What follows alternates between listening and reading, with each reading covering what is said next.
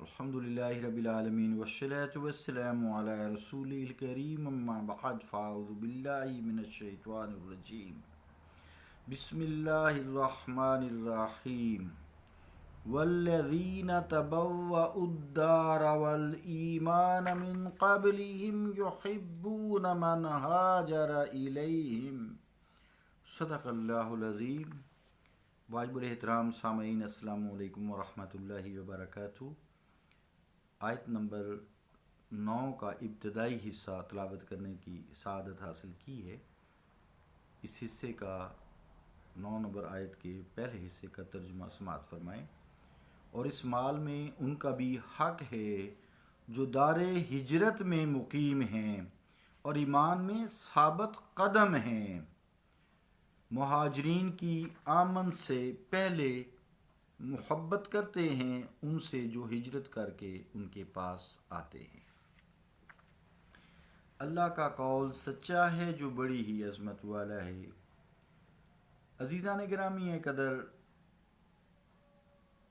اس آیت کے حصے میں جو والذین سے پہلے واو ہے، سے واو عاطفہ کہتے ہیں، اس کا تعلق پچھلی آیت سے ہے اور اس سے مراد یہ ہے کہ جو اموال فی ہیں ان کے حقدار جو ہیں صرف مہاجرین ہی نہیں ہیں بلکہ یہ لوگ بھی ہیں جن کا یہاں تذکرہ کیا جا رہا ہے آیت میں، اور یہ انصار ہیں جنہوں نے مہاجروں کی مدد کی ہے، جنہوں نے اسلام کی مدد کی ہے، اور اس انداز سے کی ہے کہ ان کا نام ہی انصار اللہ رب العالمین نے اپنے کلام میں یوز کیا ہے، یعنی اللہ تعالیٰ کے دین کے مددگار۔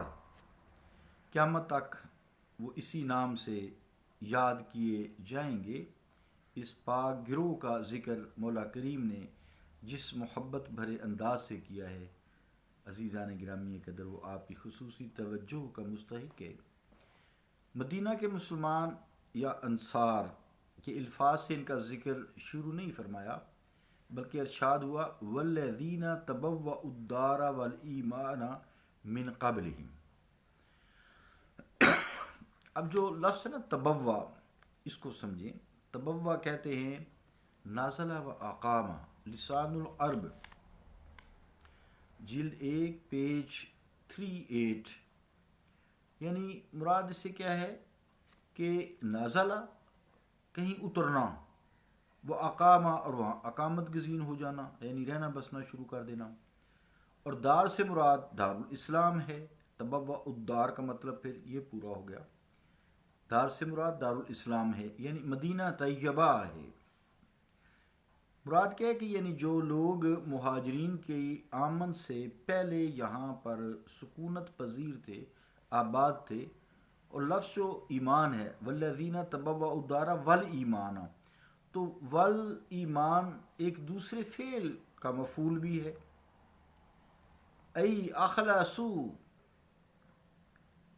یعنی ای اخلص الایمان، یعنی معنی یہ ہوگا کہ وہ لوگ جو یہاں مقیم ہیں اور ایمان میں مخلص ہیں، ای اخلص الایمان، اپنے ایمان میں مخلص ہیں۔ عربی زبان میں ایسا ہوتا رہتا ہے کہ دو چیزوں سے پہلے بس ایک ہی فعل کو ذکر کر دیا جاتا ہے، حالانکہ دونوں کا طریقہ کار مختلف ہوتا ہے۔ ایک فعل ذکر کر دیا اور پہلے فعل سے دونوں مراد لیے جاتے ہیں، جیسے مثال دی ہے کہ القتھا طبنا وماء باردا، القناھا طبنا وماء باردا۔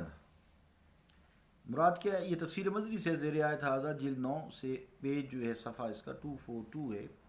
مراد کیا ہے کہ میں نے اس کو چارہ ڈالا، الفتھا، میں نے اس کو چارہ ڈالا، الفتھا طبنا، اس کو چارہ میں نے ڈال دیا، چارہ بھوسا جو ہوتا ہے جو ڈنگروں کو ڈالتے ہیں، اور پھر کیا کیا کہ الفتھا طبنا وماء باردا، وماء باردا، اور ٹھنڈا پانی۔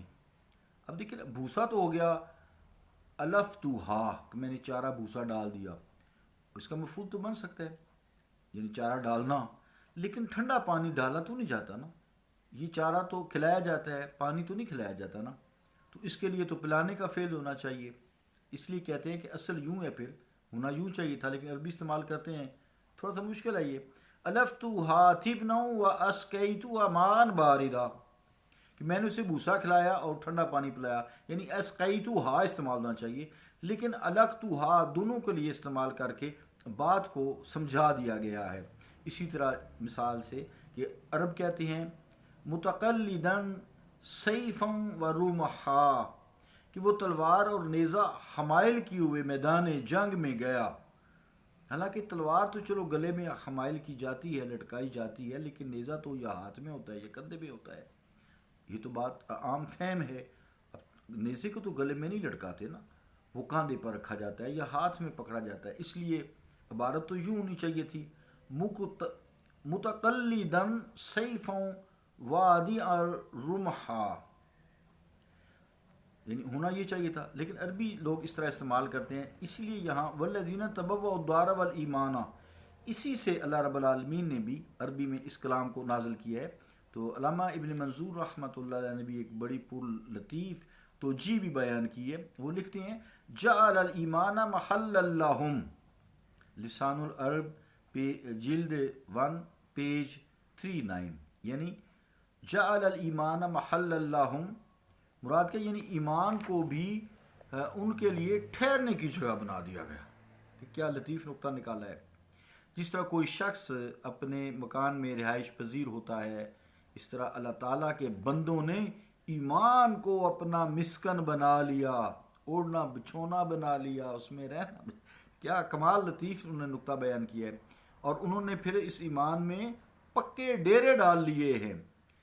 اسی صورت میں الایمان جو ہے اس کا پھر ذکر کیا گیا اللہ رب العالمین نے بھی۔ علامہ ابو حیان اندلسی رحمۃ اللہ علیہ نے ایک اور تجزیہ ابن عطیہ سے بھی نقل کی ہے کہ یہاں وہ جو ہے یعنی معیت کے معنی میں ہے، آیت کا پھر معنی یہ ہوگا قال ابن عطیہ المعنی تبوأ الدار مع الایمان، بحر محیط زیر آیت ازا جلد 8 پیج 247۔ ترجمہ کیا، یعنی اس کا مفہوم یہ بنا کہ یعنی وہ مدینہ طیبہ میں رہائش پذیر ہیں، انصار کی بات ہو رہی ہے، اور ایمان کی شمع روشن کیے ہوئے ہیں۔ ان الفاظ سے اللہ تعالیٰ نے انصار کے ایمان میں ان کی پختگی اور خلوص کا ذکر فرمایا ہے، آیت میں یہ فرما کہ والذین تبوؤا الدار والایمان۔ اب من قبلہم جو ہے آگے اس کا تعلق جو ہے، من قبلہم کا تعلق جو ہے یہ تبوؤ سے ہے، یعنی مہاجرین کے آنے سے پہلے انصار مدینہ طیبہ میں رہائش پذیر تھے۔ عزیزان گرامی، آگے پھر جو ہے آیت میں ان کی دوسری صفت بیان کی گئی ہے کہ وہ اللہ تعالیٰ کی رضا کے لیے گھر بار چھوڑ کر آنے والے مہاجرین سے بڑی محبت کرتے ہیں، یحبون من ہاجر الیہم، ان سے محبت کرتے ہیں جو ان کی طرف ہجرت کر کے ان کے پاس آتے ہیں۔ تو یہ دوسری صفت بیان کی انصار کی، ان سے بڑی محبت کرتے ہیں۔ ان کی محبت کا عملی ثبوت ان کے ہر قدم ہر ادا سے نظر آتا ہے۔ جب لٹے پٹے تنگ دست مہاجرین پہنچے تو انصار نے اپنے گھروں کے دروازے کھول دیے اور ان سے محبت کا عملی ثبوت دیا، اپنی زمینوں اور باغات میں ان کو حصہ دار بنا دیا، یہاں تک کہ اگر کسی انصار کی ایک سے زائد بیویاں تھیں تو ان کا ہم ایک رکھیں گے، باقی کو طلاق دے دیں گے۔ یہ بھی پیشکش کی اگر وہ چاہیں تو پھر ان کی بیویوں کو ہم طلاق دے دیتے ہیں، وہ عدت گزارنے کے بعد ان کے ساتھ نکاح کر سکتے ہیں۔ عزیزان گرامی قدر، ایسی محبت اور قلبی محبت اور اخلاص کی مثال دنیا کی تاریخ میں نہیں ملتی، کوئی کو ہم نہیں پیش کر سکتی۔ اور یہ کیوں، ایسا کیوں تھا؟ یہ صرف غلامان محبوب رب العالمین کی ہی خصوصیت سے تھا کہ وہ آپ کے غلام تھے، آپ کے مطیع تھے، آپ کی اتباع کرتے تھے، آپ کی اطاعت کرتے تھے، آپ کے در سے فیوز و برکات جو ہے وہ حاصل کرتے تھے، آپ کی زیارت سے فیوز و برکات حاصل کرتے تھے۔ صلی اللہ تعالیٰ علی رسول خیر خلقہ محمد وعلی آلہ وصحبہ اجمعین برحمتک یا ارحم الراحمین۔